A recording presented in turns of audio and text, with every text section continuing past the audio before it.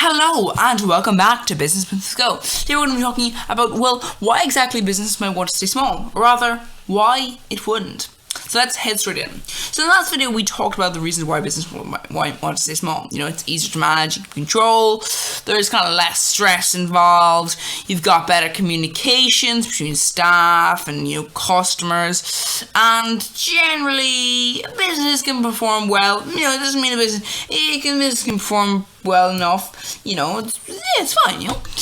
But today we're going to be talking about something a little bit different. Today we're going to be talking about the reasons it wouldn't want to stay small.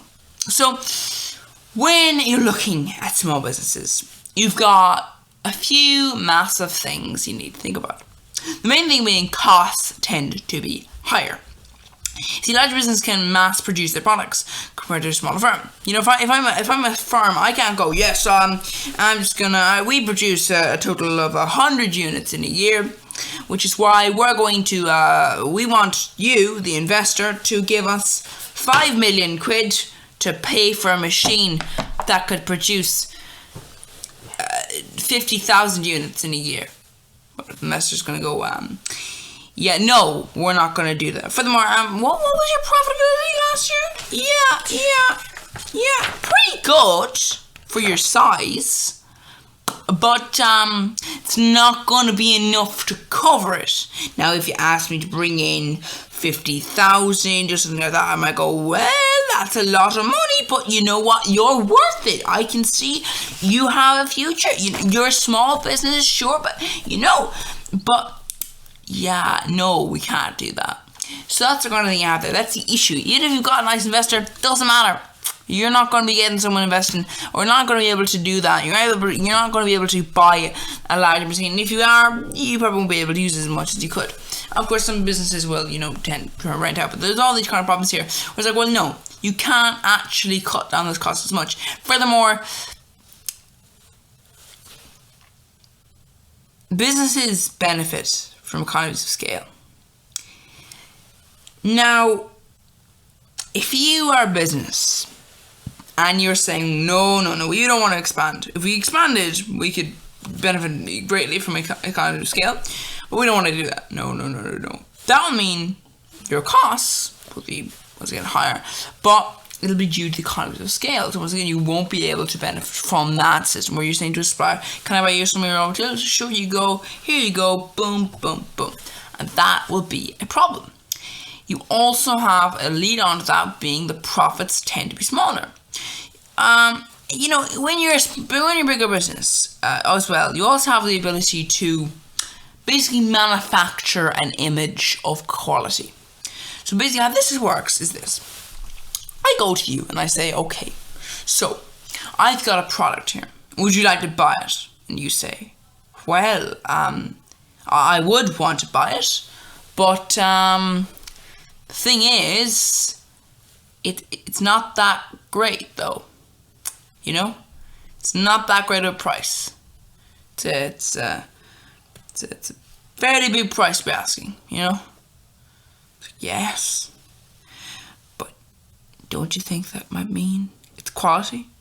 It's quality. No, we didn't say it was quality. We were just saying, don't you think that a large price could mean it possibly is quality? See our commercials, they make it look like quality. Just for legal reasons, I'm just going to say, we're not actually saying it is quality though.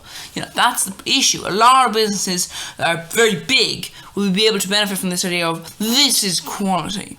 Instead of someone going to a small business, so what's it made out of? I guess one of us is going, I actually admit now it's made plastic. It's like, oh, is it? Okay. Well, then no, I'm not going to pay 1,000 quid for your product. That probably cost you very little. And that's the issue. A large business is able to invest in advertising. It's able to invest in pretty much practices that are kind of unethical. It's like, it's dodgy as hell. They're legal, but it's like, no, it's dangerous. And that's of course a problem. Businesses often do this to create this image of quality, and the problem with that is that leads to an issue. That issue being that businesses oftentimes will land in a position whereby if they're smaller, they will be able to do that, and they won't be able to catch up with these people who are bigger than them, possibly selling something that costs them less to make, and pricing it at a higher price. And then the small business might even look like it's, not delivering quality, even when it might be delivering greater quality.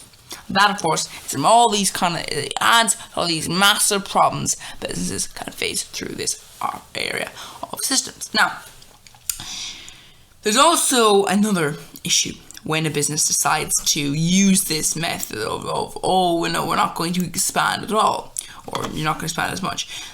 The business loses one of those key things, which is reinvest into the business. So, for example, let's say I was to get monetized, right?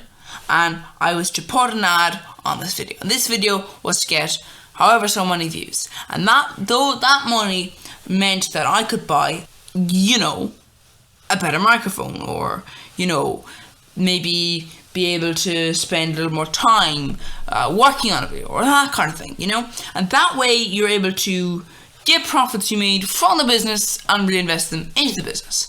And when you're talking about a large business, this can be colossal. You might be talking about millions. In some cases, well, actually, that's sort of the highest businesses, multi-millions. Like multi-millions being invested into a business simply by the business making money is a pretty efficient way, really, because that means you essentially just have a continuous growth mechanism there. You may not be growing as fast as you would have, but you're still being able to say, well, I'm taking money from here, reinvesting here into this product which we're going to sell. And unless there's some sort of unfortunate situation, let's say, there's a flop, or the market crashes, or all sort of things here, or a competitor comes out with a similar product at a better price, or something like that, then the likelihood is you're getting your money back. And because you didn't use equity or debt capital, because you used your own money, well, not your own money, but the business's own money, you have just meant that now you go, okay, yeah, more profits for you. And that's the thing. That's what a lot of people will be able to do in business. They'll be able to reinvest. When you look at a big business, it can even pay its high fees away to its shareholders and all these sort of things, and still invest multiple millions. But when you've got a small business, it doesn't have that kind of capital. If I'm running a small business and my turnover is, just about what I can do to live, it's like, well, if I invest that, I'm going without food. I'm going without, these things. And there are certain things in life where if you don't pay them, you're in big trouble. Like if you're saying, well, if let's say if you're driving for your job and you don't pay your tax, then, you're going to find a little bit of a problem being able to drive. It's this kind of thing where you do need to pay some things, and then it's like, well, you can't reinvest all your profits in there. And obviously, if you're a small business, then the profits will be lower, and there's all these kind of problems you have here. The business won't be able to always do all these things. And what that will mean as well is that it won't be able to recruit highly skilled employees as much, unless those highly skilled employees are like of a different kind of tier. Like oftentimes there are a lot of people who, they may be highly skilled, but they may not be highly qualified. So you'll see this with a lot of young people, they're very highly skilled in this job, but it can be hard to get a job in an area because people go, yes, well, I was thinking, well, how about we go with someone who's going to manufacture a piece of paper with all the qualifications there. Yes, I was thinking that. Not actually test them, no, just take people who look as if they could do the job, not people who we know could do the job. And that, of course, is a problem with hiring. That's a different story altogether. No, another video, maybe. But you know what I mean? That's kind of the situation you have here, where you're not always able to hire those skilled employees, unless, of course, you're hiring them in a more of a sort of like, well, luckily we found you, because, but you also have the issue of new technology and new product research and development. Because if I have bigger competitors, or even just customers who have other products that are more technology advanced. Let's say you've got a system where, some people might call that a bit dystopian and slightly concerning, where all of your products are connected to each other. They all are collecting information upon you, and in all the time relaying that information so you buy more products. You know what I mean? But that's the kind of situation we have here where, in the future, yeah, that probably will be the case. Some people would not like that because it's ethically concerning. But you know what I mean? It's like, well, you want to be in the position whereby the customer wants this, and they're going, well, your product looks old. It looks, obviously if you don't have a competitor that's large, well, your product, it just looks like it's like something like from years ago.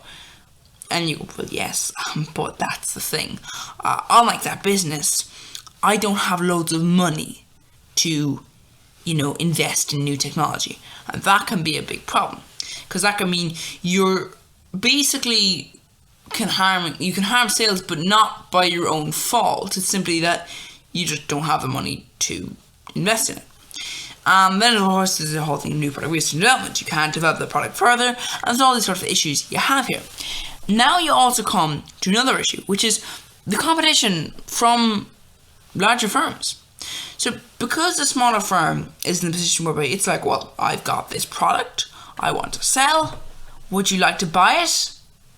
And the business goes, yeah, well, no, we've got this product we'd like to sell. Would you like to buy it? And someone goes, well, they're a smaller business, so I'd prefer to support.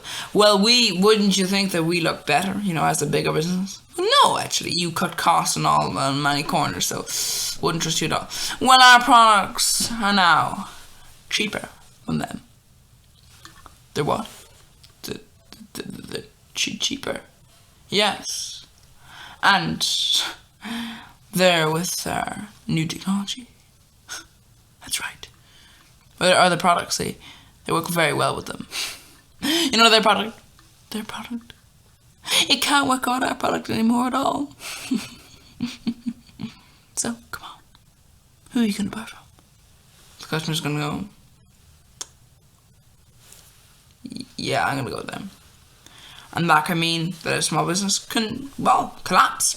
Or maybe it's a simple situation of just, like, the market crashes and it's like, oh, our customers are going down. Now, obviously, the customers will return, later on. Now, obviously, for a big business, it's like, oh, our profits are down. But, we're still making multi-millions, so, profits are down, shareholders may not be happy, and your share prices may be all down, and all that stuff, but you're not going to collapse. Well, sometimes the businesses do collapse, but, basically, big businesses have a higher security level because they're able to have this, large amount of money to protect them. Small business, you're like, you have 2 weeks, 3 weeks, a month of problems, boom, gone. That is the problem when you come to deciding to stay small. So, if you run a business and you want to stay small or if you want to stay large, it all depends on you. So, anyway, that was what we had over there. I guess just this.